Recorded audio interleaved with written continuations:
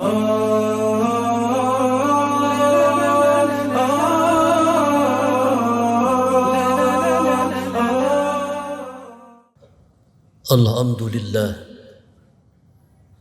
Alhamdulillahilladzi ba'atha rasulahu sallallahu alaihi wasallam litatmimi makarimal akhlaq. Asyhadu an la ilaha illallah wahdahu la syarika lah wa asyhadu anna sayyidana Muhammadan abduhu wa rasuluh syahadatan tunji qailaha min adzabi yaumit talaq.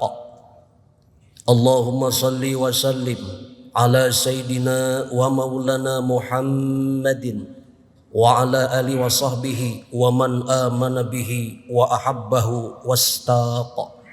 Qala Allah ta'ala a'udzu billahi minasy syaithanir rajim. Bismillahirrahmanirrahim. May yuti'ir rasula faqad ata'a Allah wa man tawalla fama arsalnaka alaihim hafidha. Amma ba'du. Faya ayuhal muslimun rahimakumullah, usikum bitaqwallah faqad fazal muttaqun. Senandung rindu takkan layu selalu tertuju kepada Allah Dat Maha Tahu. Seiring puji takkan terhenti milik Dat Maha Suci Allah Rabbul Izzati. Puncaknya puji adalah sanjung milik Dat Allah Maha Agung, Allah Sang Pencurah berbagai macam nikmat kepada kita, agar dengan nikmat Allah kita pandai bersyukur kepadanya. Tidak lupa salawat salam tercurah limpah pada pelita alam, Nabi Agung, Nabi mulia, teladan sempurna, Nabi akhir zaman, tiada lain tiada bukan baginda Nabi besar Muhammad sallallahu alaihi wasallam, yang cahayanya tidak akan pernah padam walau sampai tengah malam, beserta keluarganya yang penuh dengan kasih sayang, para sahabatnya yang gagah setia kawan, termasuk kita umatnya sampai akhir zaman. Dengan Rahman Rahim dan iradahnya Allah, kita bersama-sama mampu menyisihkan waktu di sela-sela kesibukan masing-masing sesuai skill kemampuan, berkumpul di tempat nan mulia, megah, indah, barokah dalam rangka taqarruban ilallah, mendekatkan diri kepadanya dengan melaksanakan salat Jumat dengan diiringi hati yang ikhlas, yang suci, yang pasrah, yang khusyuk karena Allah. Mudah-mudahan setiap gerak langkah kaki kita, ayunan kedua tangan kita dicatat oleh Allah sebagai amal soleh yang diterima, yang dapat menghantarkan diri kita masing-masing menuju gerbang kebahagiaan, kemuliaan, keselamatan dunia, terlebih lagi kelak di alam keabadian yang disebut dengan alam akhirat. Sebagai racikan awal yang harus selalu senantiasa mengkristal dalam setiap gerak-gerik langkah perbuatan kita, takwa kepada Allah. Takwa ini laksana mustika yang sangat indah, lampu penerang hati yang menerangi lika-liku kehidupan manusia yang panjang membentang, ibarat benteng-benteng yang kukuh kokoh, ibarat ajimat-ajimat penyelamat. Takwa ini pula lah sebaik-baik bekal ketika saatnya kita pulang bertemu dengan Sang Pencipta. Bukan harta, tahta, pangkat, jabatan, termasuk kekuasaan yang seringkali diperebutkan oleh sebagian manusia, bahkan menghalalkan cara. Akan tetapi sebaik-baik bekal ketika saatnya pulang kembali bertemu Allah adalah takwa. Hadirin sidang Jumat rahimakumullah. Parameter penting bagi kita umat Islam dalam melihat permasalahan kehidupan tiada lain tiada bukan adalah baginda Nabi Muhammad sallallahu alaihi wasallam. Ketika kita melihat kembali tujuan utama pertama baginda Rasul diutus ke dunia ini, maka kita akan menemukan satu kata kunci penting, yakni akhlak. Akhlak Nabi begitu agung, saking agungnya Allah memujinya, sebagaimana termaktub dalam Al-Quranul Karim surah Al-Qalam ayat keempat, a'udzu billahi minasy syaithanir rajim wa innaka la'ala khuluqin azim. Dan sesungguhnya engkau Muhammad memiliki akhlak yang agung. Kata huluk dalam ayat tersebut dalam kajian semantik bahasa Arab seakar katanya dengan khalaq. Artinya sama penciptaan, namun perbedaannya adalah kalau khuluk ciptaan lebih ke batiniah yang seringkali disebut dengan akhlak, kalau khalaq ciptaan lebih ke fisik atau lahir. Dalam satu riwayat, ada sahabat mengenang dan menyanjung keindahan lahir dan batiniah Nabi. Wa kana nabiyyu sallallahu alaihi wasallam ahsanan nasa khalqan wa khuluqan. Adalah beliau baginda Rasul, sosok manusia yang baik lahir dan batinnya. Keindahan sifat lahiriah atau fisik Nabi banyak diriwayatkan dalam berbagai macam hadis. Salah satu di antaranya adalah ada sahabat bernama Hindun bin Abi Hala. Beliau menyanjung dan mendeskripsikan tentang keindahan sifat lahiriah atau fisik Nabi. Nabi Muhammad merupakan sosok manusia yang sangat anggun. Wajahnya bersinar laksana cahaya bulan purnama yang keluar saat sempurna. Badannya tinggi sedang, postur tubuhnya tegap. Rambutnya ikal sedikit memanjang tapi tidak melampaui daun telinga. Kulitnya berwarna terang, dahinya luas. Halisnya memanjang, menyambung dan indah. Ada sepotong urat yang membelah di antara kedua halisnya yang nampak terlihat di saat marahnya. Hidungnya tegak sedikit bengkok, diibaratkan oleh para ulama seperti huruf alif. Di atasnya berkilauan cahaya, janggutnya lebat, pipinya halus, matanya hitam, mulutnya sedang, giginya putih bersih berbaris rapi.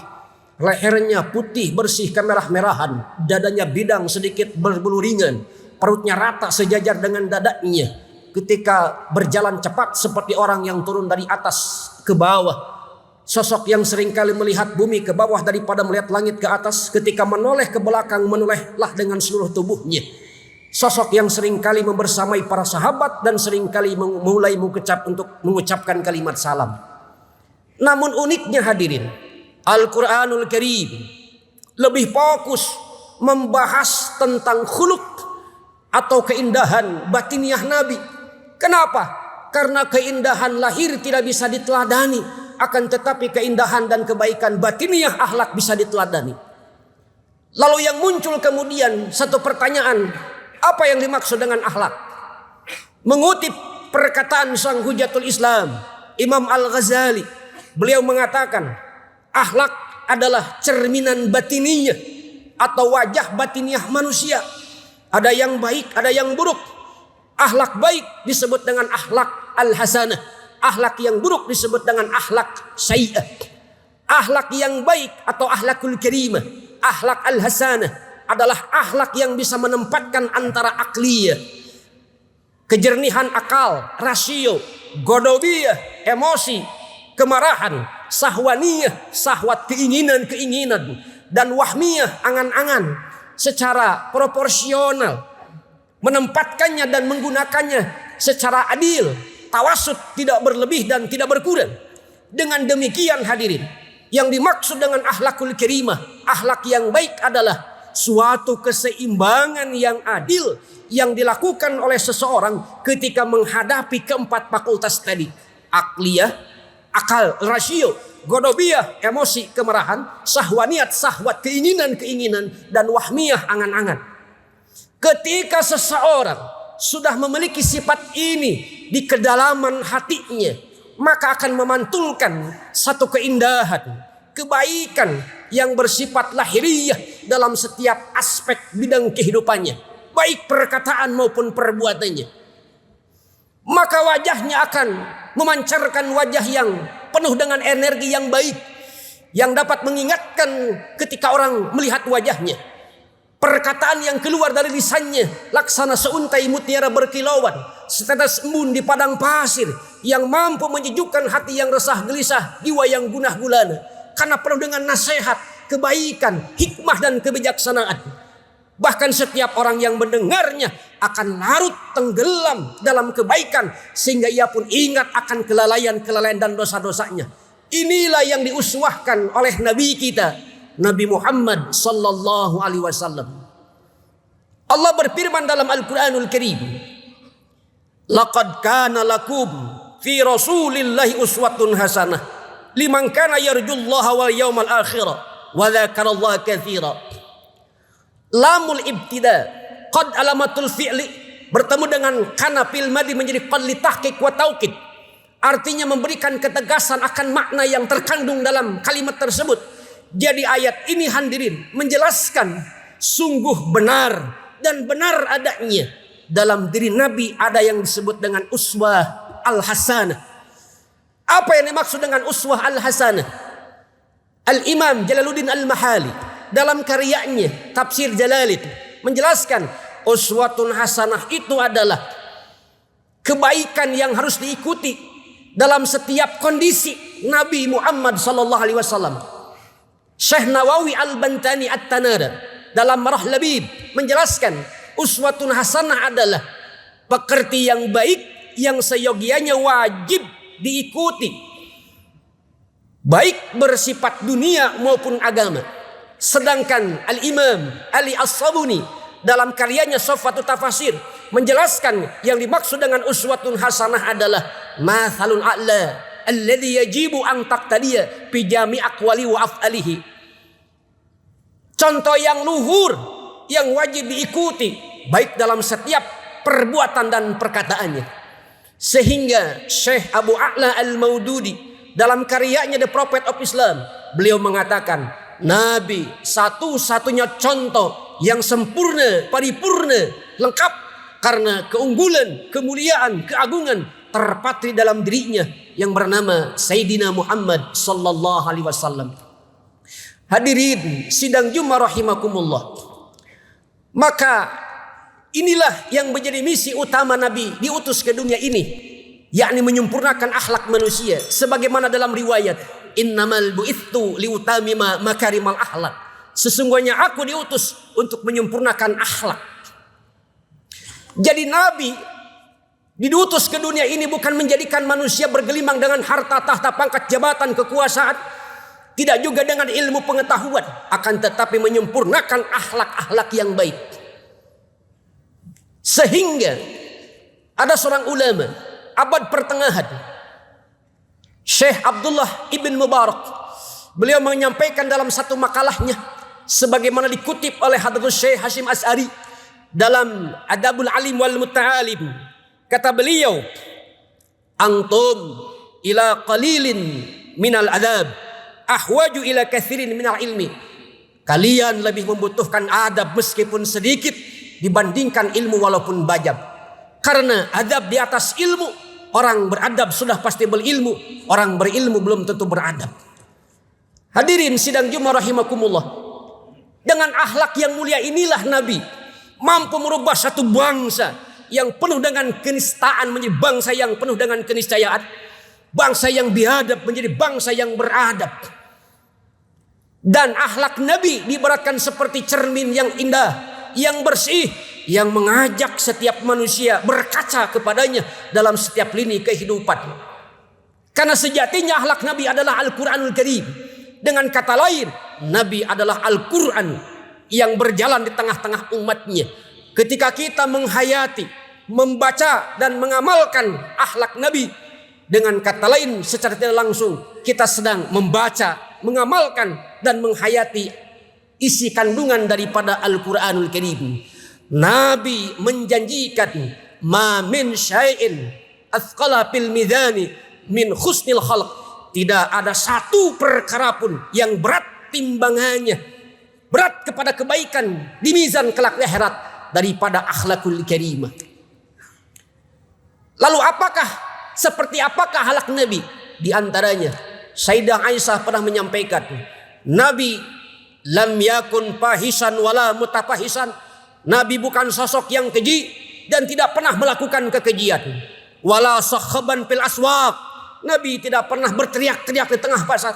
Nabi tidak pernah mencaci, memaki, melaknat, mengutuk, menebarkan berita penuh dusta dan kebohongan. Sehingga Nabi menyampaikan, laisal mu'minu bit-ta'ani wala bil-la'an walal fahsya'il badi'.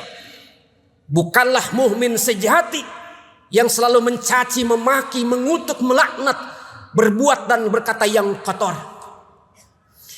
Nabi wala yaji bisyai'ati syai'ah. Sosok yang tidak pernah membalas keburukan dengan keburukan, akan tetapi wayafu wayaspah, membalas keburukan dengan kebaikan. Ketika kita hidup bermasyarakat, mungkin kita melihat, mendapati, mungkin juga mengalami kebaikan dibalas kebaikan biasa, keburukan dibalas keburukan biasa, keburukan dibalas kebaikan biasa. Tapi keburukan dibalas dengan kebaikan, itu yang mahal, itu yang istimewa. Itulah akhlak Nabi Muhammad sallallahu alaihi wasallam. Maka hadirin sidang Jumat rahimakumullah, mari kita selalu senantiasa mengedepankan akhlak dalam setiap aspek bidang kehidupan kita. Apapun status kita, sosial kita, siapapun kita. Karena akhlak ini yang akan membedakan kita dengan makhluk yang lainnya. Bahkan binatang. Manusia tanpa akhlak yang baik, laksana binatang, bahkan lebih jahat daripada binatang. Ulaika kal an'am bal hum adall. Kedepankanlah akhlakul karimah ketika kita hidup berumah tangga sebagai suami di depan istri, begitupun sebaliknya. Kedepankan akhlakul karimah sebagai orang tua di depan anaknya, begitupun sebaliknya. Mengedepankan akhlak ketika hidup berbangsa, bernegara, bertanah air. Bahkan selalu senantiasa mengedepankan akhlak dalam kepentingan, bahkan dalam perbedaan sekalipun. Karena kalau kita menyikapi perbedaan didasari dengan akhlakul karimah, yang ada akan saling menghormati, menghargai, hidup rukun, guyub, akur, damai. Jangan selalu senantiasa melihat perbedaan, tapi mari kita semangat untuk melihat persamaan. Karena perbedaan sudah merupakan sunatullah. Inilah saatnya hadirin, kita harus bersatu padu, menjalin persatuan kesatuan, merapatkan saf, mementingkan persamaan ketimbang perbedaan. Barakallahu li walakum bil Qur'anil azim wa nafa'ani wa iyyakum bima fihi minal ayati wa dzikril hakim. Fastaghfiruhu innahu huwal ghafurur rahim.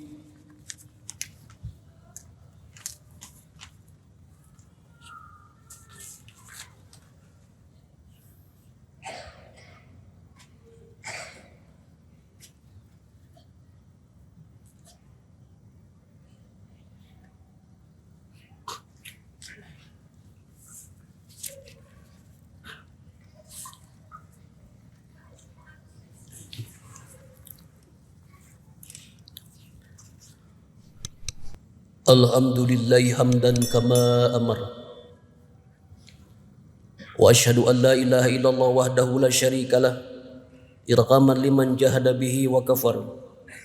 Wa ashhadu anna sayyidana Muhammadan abdu wa rasuluh sayyidul insyi wal bashar. Allahumma salli wa sallim ala sayyidina Muhammadin wa ala alihi wa sahbihi mattasalat ainum binazar wa udhunum bi khabar. Amma ba'du.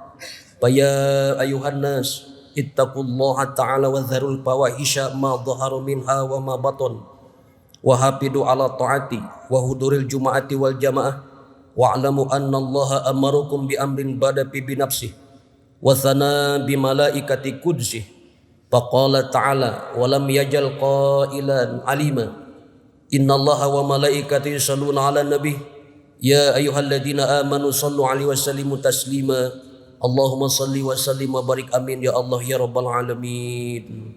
Allahumma ighfir lil muslimina wal muslimat wal mu'minina wal mu'minat al ahya'i minhum wal amwat bi rahmatika ya wahibal atiyat.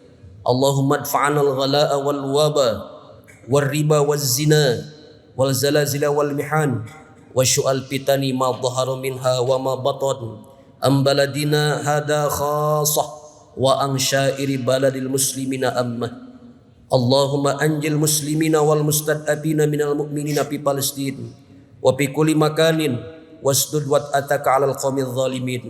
Rabbana atina fid dunya hasanah wa fil akhirati hasanah wa qina adzabannar.